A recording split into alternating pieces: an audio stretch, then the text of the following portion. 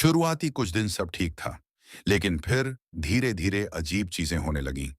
विनीत रोज रात को अपनी घड़ी में ठीक 2:15 बजे अपनी आंखें खुलती हुई पाता।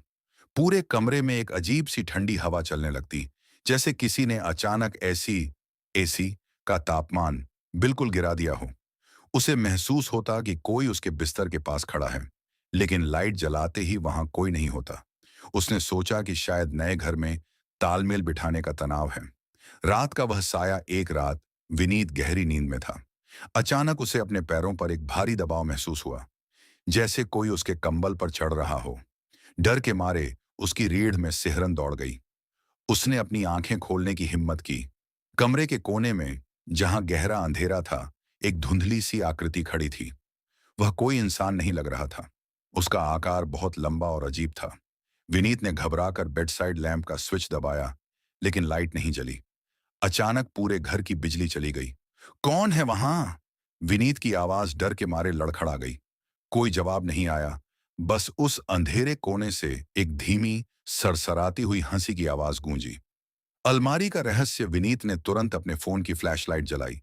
रोशनी जैसे ही उस कोने पर पड़ी, वहां कुछ नहीं था। लेकिन उसने गौर किया कि उसकी अलमारी का दरवाजा, जिसे उसने सोने से पहले ठीक से बंद किया था, अब आधा खुला हुआ था। वह हिम्मत जुटाकर अलमारी के पास गया। जैसे ही उसने हाथ बढ़ाकर अलमारी के पल्ले को पूरा खोला, अंदर सारे कपड़े बिखरे हुए थे। और सबसे डरावनी बात, अलमारी के पिछले हिस्से की लकड़ी पर गहरे नाखूनों से खरोंचने के निशान बने हुए थे, जैसे कोई अंदर से बाहर निकलने की कोशिश कर रहा हो।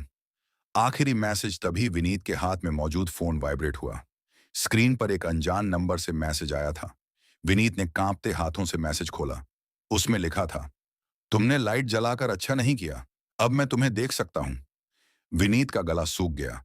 उसने जैसे ही फोन की स्क्रीन से नजरें उठाईं, उसने देखा कि अलमारी के कपड़ों के बीच से दो सफेद बिना पुतलियों वाली आंखें सीधे उसे घूर रही थीं। इससे पहले कि वह चिल्ला पाता, उसके फोन की टॉर्च अपने आप बुझ गई और पूरा कमरा फिर से गहरे, ठंडे अंधेरे में डूब गया। यह वीडियो अगर आपको अच्छी लगी हो, तो लाइक, शेयर, सब्सक्राइब करना न भूलें।